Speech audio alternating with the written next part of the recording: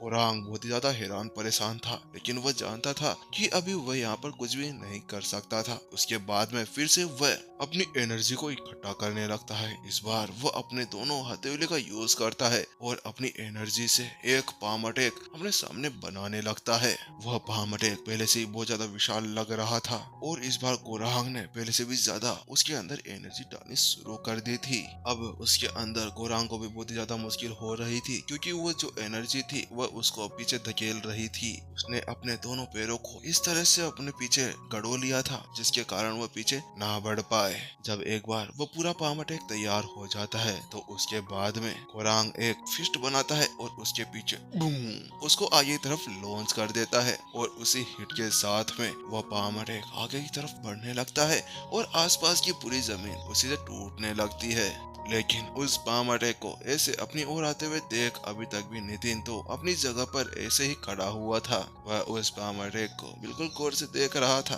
फिर से वह अपनी उंगली को आगे बढ़ाता है और उसके अंदर एक हल्की सी झेंके का बिंदु भर देता है। बूम! और एक और ब्लास्ट वहां पर होता है, जिसके बाद में जो गोरांग वहां पर खड़ा हुआ था उसका ब्लास्ट का प्रभाव उसके ऊपर भी पड़ता है और वह पीछे की तरफ उछल जाता है और उसके मुंह से खून निकलने लगता है। उसके बाद में अपने आप को संभालने के बाद वह फिर से खड़ा हो जाता है और जल्दी से मोहन के पास में आ जाता है और फिर वो वहां पर आकर मोहन के सामने झुक जाता है और उससे कहता है, मैं हार गया मोहन, और धन्यवाद कि आपने मेरे ऊपर बहुत ही आसानी से जाने का फैसला लिया, वरना मेरी यहाँ पर बहुत ही बुरी हालत हो जाती। क्योंकि गोरांग उसकी उस उंगली के वार को समझते ही पता लगा सकता था कि अगर वास्तव में सामने वाले ने थोड़ी सी भी ताकत लगाई हुई होती तो वो यहाँ पर चलने लायक भी नहीं होता और यहाँ से उसको स्ट्रेचर के ऊपर ले जाया जाता और क्या पता कितने सालों तक वह बिस्तर के ऊपर पड़ा हुआ होता और छोरियां उसकी देखभाल कर रही होती।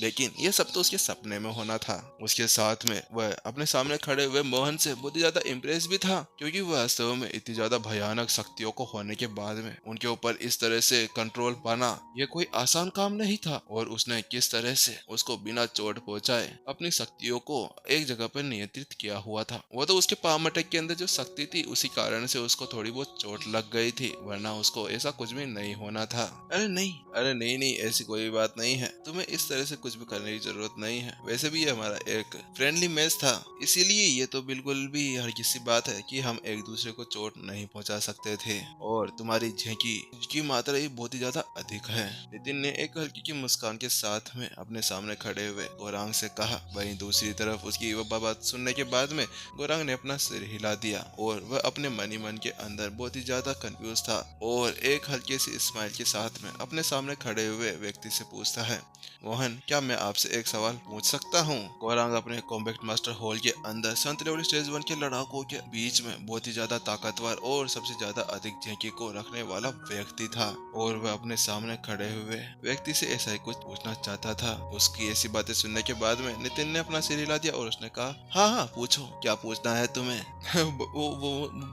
बात कुछ ऐसी है कि मोहन मैं आपसे एक बात पूछना चाहता था। जब आप वहाँ पर ब्रीथ डिवीजन के अंदर गए थे तो उसके अंदर जाने के बाद में आपने किस एनर्जी का यूज किया था और कितना ज्यादा आपने उसके अंदर एनर्जी खर्च की थी? कुरान थोड़ा सा निराश भी था और उसका चेहरा थोड़ा बहुत लाल भी था, क्योंकि जब वह उसके अंदर वह परीक्षा देने के लिए गया था तो उस वक्त उसने अपनी पूरी शरीर की एनर्जी उस एग्जाम को देने के लिए यूज कर ली थी। लेकिन यह देखते हुए कि कैसे उसके सामने वाला केवल एक ही पाम अटैक के साथ में उन सभी दीवारों को नष्ट करने में कामयाब हो गया था, इसीलिए वह जानना चाहता था कि वास्तव में उसके सामने खड़े हुए उस व्यक्ति ने कितनी ज्यादा एनर्जी का यूज किया था। उसकी बात सुनने के बाद में नितिन थोड़ा सा परेशान हो गया और उसने कहा, मैंने ज्यादा कुछ एनर्जी का यूज तो नहीं किया, लेकिन तुम ये मान सकते हो जैसे कि मैं वहां से परीक्षा दे के बाहर निकल रहा था और लाइब्रेरी के अंदर जाते जाते वो एनर्जी वापस से मेरे अंदर रिकवर हो गई। नितिन तो बस ऐसे ही अपनी मुंडी हिलाते हिलाते और डांस करते करते उसको कह रहा था, लेकिन उसको क्या पता था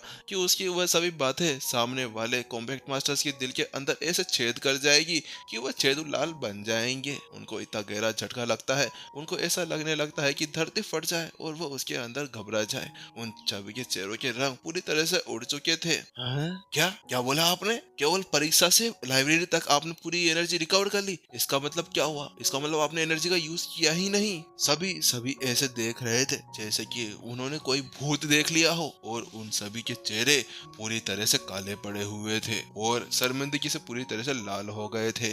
इतने समय से वह कह रहे थे स्पिरिट गैदरिंग वाला क्या ही कर सकता है, स्पिरिट अवेकनर क्या ही कर सकता है, उसके अंदर क्या ही इतनी ज्यादा एनर्जी भरी हुई होगी। तो लो, लग गया तुम्हारे चेहरे पे एक और तमाचा। बोलते हैं ना, कवर देखकर बुक को जज नहीं करना चाहिए। तुम्हारे साथ में भी वैसा ही हो गया है। फालतू में बाहर की चीजें देख ली, अंदर की तो देखते। अरे नहीं, वो वाली अंदर नहीं, कपड़े वाली अंदर नहीं, अंदर की अंदर एनर्जी की बात कर रहे हैं। अरे यार, ये कैसा बंदा है? चिंता मत करो, ये मत करो, वो मत करो।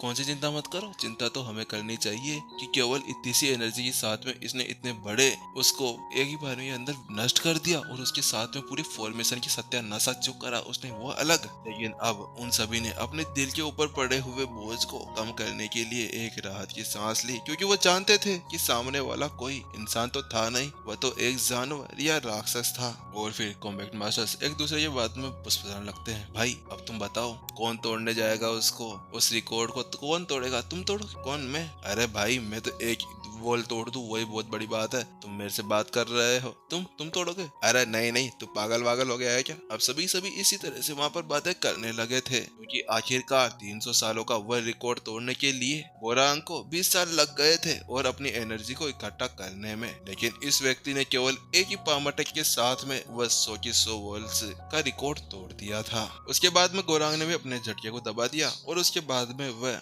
नितिन से पूछता है, मोहन क्या मैं आपसे एक और बात पूछ सकता हूँ? Please please please. वो बिल्कुल एक भोली सी शकल बनाए हुए था, लेकिन उसके दिल के अंदर तो बहुत ही ज्यादा घुटन सी हो रही थी। उसने पूछा, मोहन क्या मुझे एक बात बता सकते हैं कि आप संत लेवल स्टेज 1 के ऊपर कब से हैं? बस फिर क्या था? उसकी वह बात सुनते ही नितिन का चेहरा शर्म से लाल हो गया, और वह अब अपने मन के अंदर दम घोटू विचार रखने लगा। है, मैं इसको क्या बताऊं कि मैं संत लेवल स्टेज 1 के ऊपर कितने ज्यादा समय से हूँ, क्योंकि इतने ज्यादा समय तो उसने किसी और साधना लेवल के ऊपर कभी बिताया ही नहीं था। लेकिन बेचारे नितिन की भी क्या गलती थी? उसके बाद में तो संत लेवल स्टेज 2 की कोई मैनुअल ही नहीं आई थी, इसीलिए तो वह संत लेवल स्टेज 1 के ऊपर ही इतने ज्यादा समय से अटका हुआ था। और जितने ज्यादा वह उसके उस सवाल के बारे में सोचता जा रहा था, नितिन का चेहरा उतना ही ज्यादा लाल होता जा रहा था। और अपने लाल चेहरे के साथ में उसने गोरांग से कहा, बात कुछ ऐसी है कि आप जितना सोच रहे हैं ना, मैंने उससे ज्यादा समय इस संत लेवल स्टेज 1 के अंदर बिताया है।